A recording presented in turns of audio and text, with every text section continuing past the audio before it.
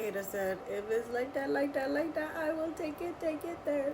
And she did. So let's talk about it. Hey y'all, it's your captain for all things creative, coming at you with the Love Island USA mainly episode 4 review, but I'll sprinkle in a little episode 3 since I did a little short video about it. If you check out my shorts. But we definitely need to get into the drama that basically is the fallout from episode 3 continuing. So if you're new to the channel, welcome. Please make sure to subscribe. And if you're returning, thank you so much for rocking with us. There was a lot to unpack, but I think the biggest question of the day for the next few minutes at least is Melanie the next she who shall not be named, that started with an H and ended in a okay. My quick answer is no. There's a lot of things that make me see and feel like Melanie actually was being gaslit in the most traditional sense of the word, and the movie that inspired the phrase based on how Sincere and Bea treated her. But we gotta get into it all first. So Gaslight, first of all, this was a movie that came out all the way back in 1944, and I was a psych major, so I had to watch this movie actually for an assignment. But basically it involves a woman who is lawfully married, to her husband, but at the end of the day, her husband does not mean her well, and he slowly tries to convince her that she is having psychological issues by like subtly altering things in her environment and basically manipulating her and their home in a way that makes her think that she's going crazy and making her go insane, basically. So when we talk about what happens with Melanie, I think based on that semicolon tattoo that she has that I've been seeing, people talk about, and I also did a little short about as well, Melanie looks like she has dealt with her issues in some capacity, and she acknowledged, that she has a pattern, I guess, of, being with guys, having them fall for her looks, but things falling apart. She has a lot of pain around it. So one big way that I think Melanie differs from She Who Shall Not Be Named is that she's very aware of her pain points, and she does not pretend, to be above her trauma and drama, right? She outright said that she doesn't believe in that girl stuff, and she acted accordingly this episode, by basically playing the game, like pulling the people that she wanted to and not being sorry for it, whereas last year that one that name started with H who claimed that she was a girl's girl, but still was cussing people out, calling them B words and all that, basically was lying to herself and others. So again, the self-awareness is the biggest difference for me. I think last season we had someone who was crashing out but still playing the victim and acting like she wanted to be a friend, to all those girls. Whereas this year we have someone who I think, again, has pain points, has issues that she's aware of and is working through. But at the end of the day, the people around her are contributing to her actions in a way that I would like to talk about, in this video. So first of all, since episode 3, Sincere and Melanie's relationship was showing cracks. I know I said before that, Melanie and Sincere was my favorite couple because I think they were definitely into each other. I think they still are into each other, but again, Melanie's insecurities are creeping in, but Sincere is definitely, playing a game where he's not being honest with himself and her, because he's basically saying that, he pulled Kata for a child on like a friendly vibe, but at the end of the day, even in his confessional, he was talking about how, it's like he's fishing and he has, two fish that he likes. And it's like, you like this girl. You're attracted to Kata. You're trying to downplay it to Melanie. But Melanie is seeing Sincere for his work. She's seeing that he wants to explore. And he's probably very much so interested in Kata. So, again, her intuition and all the signs are telling her that, Sincere is going to be, with other people. But Sincere to her face is trying to downplay and say, no, I was just trying to find out about her background and see her heart. But no, you were trying to holler at that girl. And you need to stop lying to Melanie and yourself. But in episode 4, you did kind of see Sincere, especially after the challenge, say that, okay, he did like kissing Kata. He started to admit that he didn't just pull her for a friendly neighbor chat like Mr. Rogers. It's like, stop playing games. So again, Melanie, even though she's not handling it the best, she has every right to feel like Sincere is playing in her face a little, by acting like he's Mr. Rogers' friendly neighborhood. You're too friendly, and you're being friendly with Kata for a reason. It's because you like her, right? Also, Melanie, she's doing this thing where she's trying to make Sincere jealous. And again, it's just, I guess, her working through her feelings and processing the fact that, okay, this is a game. If Sincere's playing the game, then she has to play too. So I don't fault her for that. And again, at least she's being honest to the other girls. And when she told Anaya basically that she's pulling KC for a chat, I think it bothered Anaya, but Anaya didn't say anything in the moment. And I think Bia probably was taking up the cross for Anaya at the end of the episode when she confronted Melanie about, I guess, seeing a pattern in her of, like being a little too annoying or whatever she said about going after the guys. So at the end of the day, Anaya should have said something in that moment, but Bia ends up speaking for the other girls in a way that contributes to Melanie's crash out, which we'll talk about later. So basically, get into episode 4. A lot of this drama with the girls is going to center on Melanie. One, because, again, she's playing the game and she's not afraid to, pull people for chats. But even when she pulled Casey for a chat, you could tell that she was definitely doing it partly to play the game, but also partly, to get over her feelings for Sincere. Because while she's talking to Casey, she's talking about having as many kids as Sincere wants. And it's just like, okay, if you're trying to really pursue your options, talking about having babies for another man doesn't seem like the best way to go about it. But again, Melody is not perfect, but I don't think she's like she who shall not be named, whose name start with H, by far, right? Going into other aspects of the episode before the big fight, I think Sean is very hard to read, and it's interesting that he was all over Kenzie and like kissed her all the stuff, but behind her back he was saying he thinks that she's immature, for not talking to Zach still, because she's very much still in her feelings, trying to paint herself as a victim of Zach's shenanigans. But at the end of the day, Zach was very open and upfront with her about how he felt about everything. And I just think that Kenzie is playing the game, because I think she probably does want Gabriel as well as one of her love interests. But she does have to be careful with Sean. And Sean is seeing her for her works over how she was very negative with Zach, even when Zach was open with her. So Kenzie is another wild card, and again, she's involved in the Melanie drama because she's in limbo because she's not officially coupled up, and Sean is kind of playing in her face.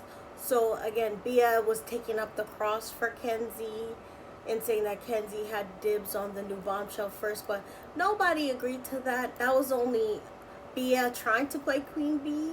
And Melanie was right to reject what Bia was saying, because nobody agreed to Kenzie having first dibs on the bombshell. And Melanie, even though it appeared or seemed that she and Sincere were gonna take their relationship all the way to the end, at the end of the day, everyone in the villa also saw that Melanie was open to exploring, and she proved that by pulling KC, and she also made it clear that she wanted to also go after the bombshell. So the only agreement that we saw on camera was that all the girls sitting on the couch had agreed that Kenzie would get the second chat with the bombshell after Melanie did her big one and was like, okay, I'm taking him from all of you in front of all of your face right now, which was a bold move. But again,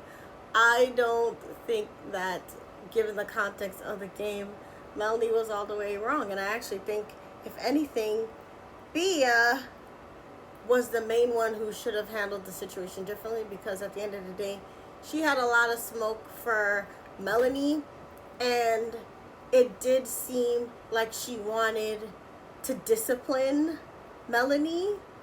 And if anybody deserved discipline, again, I would say it would have to be Bea, because she did not like Kenzie. You saw the whole episode when Kenzie, made a comment talking about how, oh, we're all open with each other, when Melanie talked about pulling KC nonchalantly in front of Anaya just to, put it out there so that Anaya wouldn't be surprised.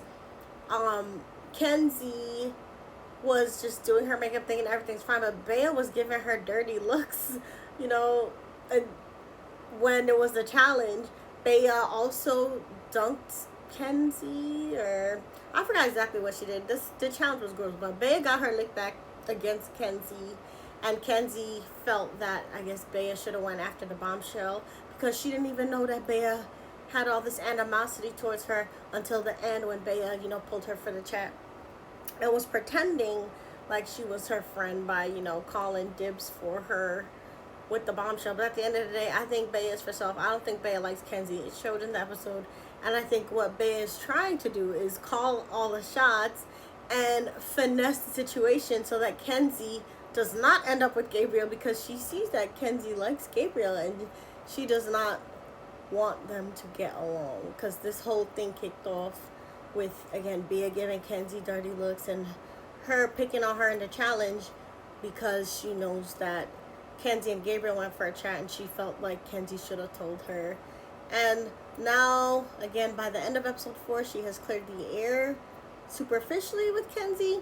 The fact that she went after Melanie so hard makes me feel like she still has bitter feelings about the process that she took out on Melanie, because in theory, Melanie did nothing wrong, but they are disciplining her, talking about she got to correct herself.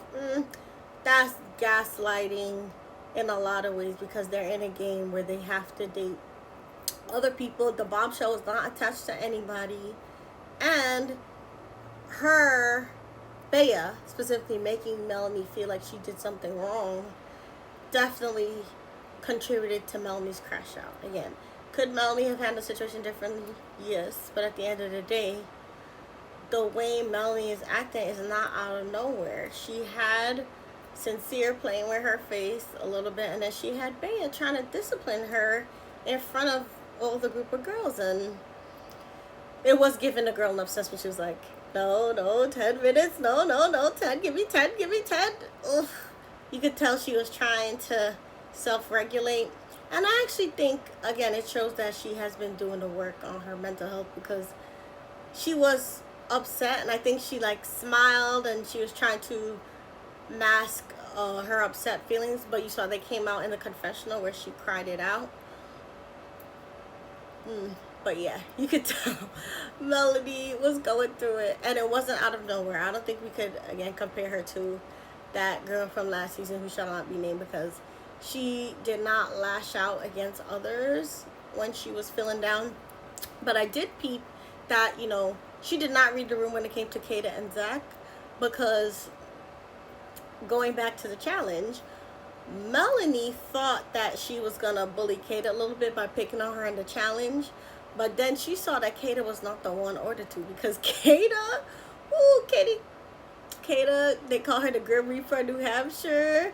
They saying she was active in high school, and you could see she's not to be played with. And Kata got her lick back very quickly in the challenge, and um, got with Sincere, and basically said that Sincere could get an upgrade out of all the guys by ditching Melody. So Melody learned quickly that Kata's not to be messed with, and she tried to go for a hug with Kata, and Kata was like, we're not friends. And I think Melanie is doing the play of, if you can't beat them, join them.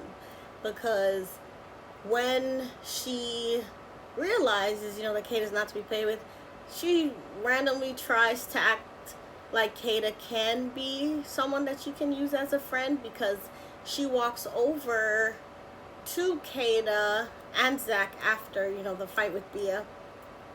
And she tries to get Kata to come comfort her, but Kata is not fake. Kata was looking at her like, girl, me and you was just going at her in this challenge. You were trying to, sun me a little bit, and I am not a sun. I have no sonograms. I have nothing for you.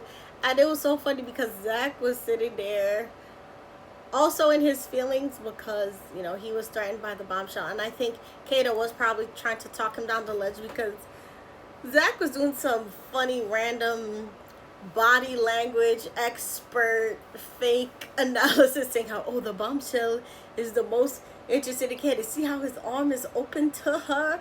And Kata probably had to talk him down the ledge with that. But I think Zach's body language reading skills were correct when he was reading Melanie for having a meltdown, because he was like, oh yeah, we don't want none of that. And Kata looked like she did have fear in her eyes a little bit when they saw Melanie melted down. So I agree with Kata and Zach for not going on the meltdown train to do some fake kumbaya with Kata, because they were literally just beefing. So I think Kata will emerge as the queen bee, because based on her past and the rumors that are out there, she don't take no mess from nobody. She will give real discipline, not Baya's fake discipline, when necessary, and throw hands even if necessary, which I don't condone violence, but she's not being violent in the villa. And for the people who were complaining about people digging up Vasana's past with the whole N-word controversy, then don't try and dig up Kata's past now. I thought we didn't like digging up past. So it's funny how people have double standards about those things. So leave Kata alone, especially if you think people should have left Vasana and her old videos alone. Then y'all leave Kata alone about however she chose to handle them people. Because right now she's not being violent in the video, but the villa, sorry. She's not being violent in the video, but she's being smart, and she's not letting these girls play with her. So Kata is probably going to take it all the way too, whether it's with Zach. I think Kata and Zach could win this hands down just right now. But I think if Kata sees something she likes, and if Sincere and Melanie fall apart all the way, Sincere might go for Kata. So we'll see. But Kata right now is my front runner for the women, for sure. Now, other things that came out in the challenge quickly, because I have a lot of notes, was Sean. Oh my gosh, Sean was so funny. All the girls pulled him, almost all the girls anyway, during the challenge, so he's got options.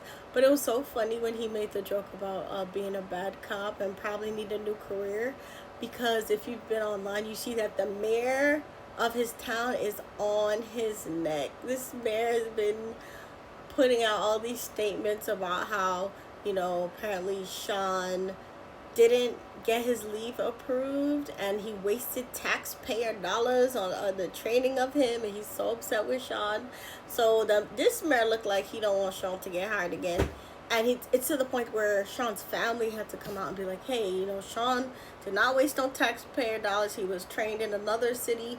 It's his whole big fallout. And I know Sean's ears must have been ringing in that villa, the way this mayor has been talking about him. Or like in anime, he might have been sneezing whatever that mayor, was roasting him online. But another interesting thing about the challenge is that Bryce got in his feelings because Trinity said he was the fakest one and like dunked him in slime. But it's true, Trinity's seeing Bryce for.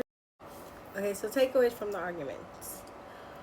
I think when it comes to the Melody crash out situation, I think Melanie was provoked and handled herself as best as she could.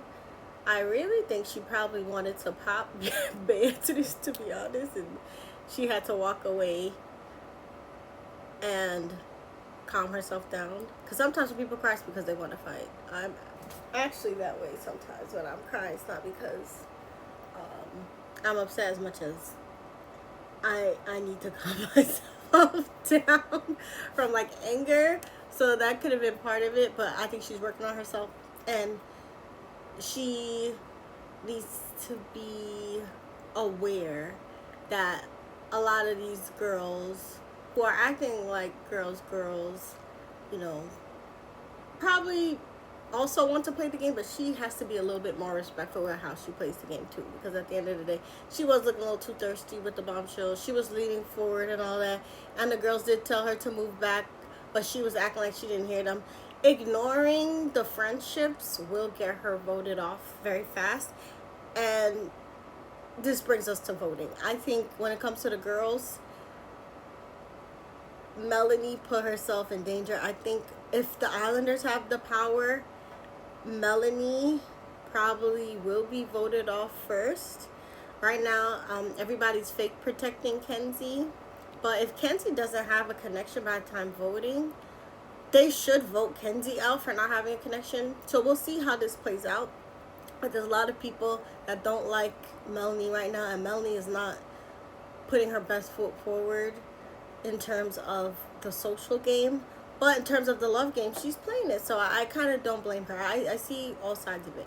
I think if the public has a chance to vote, I think we should be responsible and vote Melanie off, because she is having a hard time mentally with the situation.